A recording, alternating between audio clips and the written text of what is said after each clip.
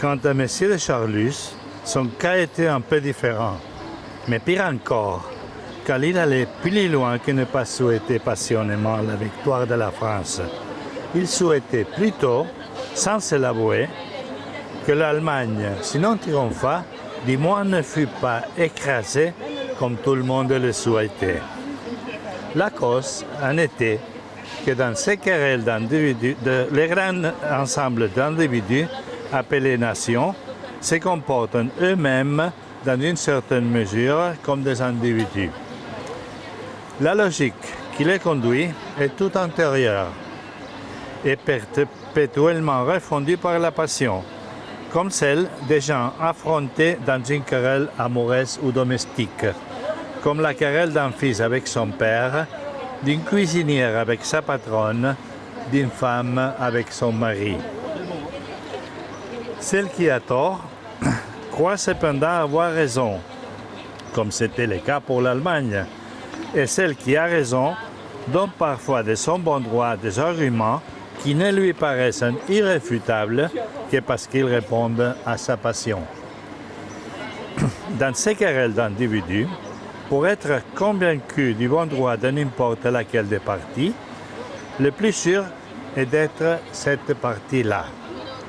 Un spectateur ne l'approuvera jamais aussi complètement. Or, dans les nations, l'individu, s'il fait vraiment partie de la nation, n'est qu'une cellule de l'individu-nation. Les bourrages de crâne et un mot vide de sang. Eut-on dit aux Français qu'ils allaient être battus, qu'aucun Français ne se fut plus désespéré que si on lui avait dit qu'il allait être tué par les Bertha. Le véritable bourrage de crâne, on se le fait à soi-même par l'espérance qui est une forme de l'instinct de conservation d'une nation si l'on est vraiment membre vivant de cette nation. Pour rester aveugle sur ce que d'injuste la cause de l'individu Allemagne, pour reconnaître à tout instant ce qu'a de juste la cause de l'individu France, le plus sûr n'était pas pour un Allemand de n'avoir pas de jugement, pour un Français d'en avoir. Le plus sûr pour l'un ou pour l'autre, c'est d'avoir du patriotisme. M. de Charlus, qui avait de rares qualités morales, qui était accessible à la pitié, généreux, capable d'affection, de dévouement, en revanche, pour des raisons diverses, parmi lesquelles celle d'avoir eu une mère duchesse de Bavière pouvait jouer un rôle, n'avait pas de patriotisme. Il était par conséquent du corps Allemagne, France comme du corps Allemagne. Si j'avais été moi-même dénué de patriotisme, au lieu de me sentir une des cellules du corps France, il me semble que ma façon de juger la querelle n'eût pas été la même qu'elle eût pu être autrefois. Dans mon adolescence, où je croyais exactement ce qu'on me disait, j'aurais sans doute, en entendant le gouvernement allemand protester de sa bonne foi, été tenté de ne pas la mettre en doute. Mais depuis longtemps, je savais que nos pensées ne s'accordent pas toujours avec nos paroles.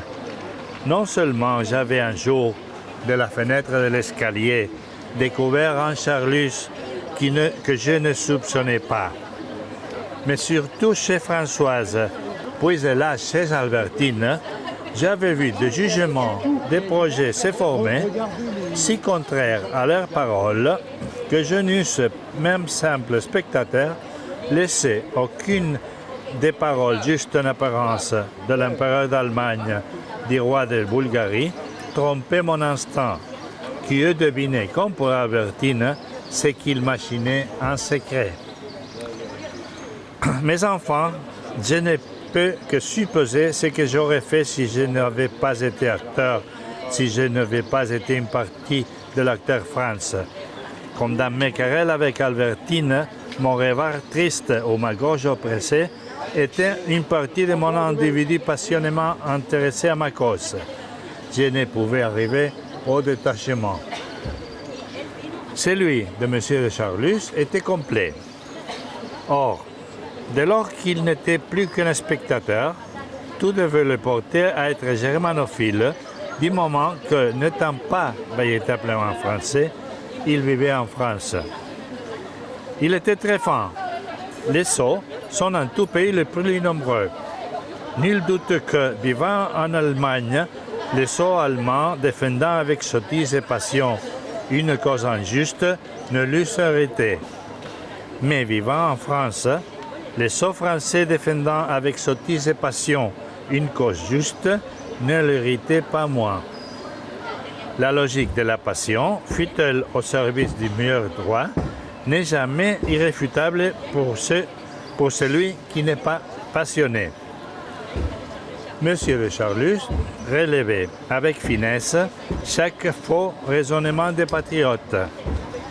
La satisfaction que cause un imbécile son bon droit et la certitude du succès vous laissent particulièrement irrité.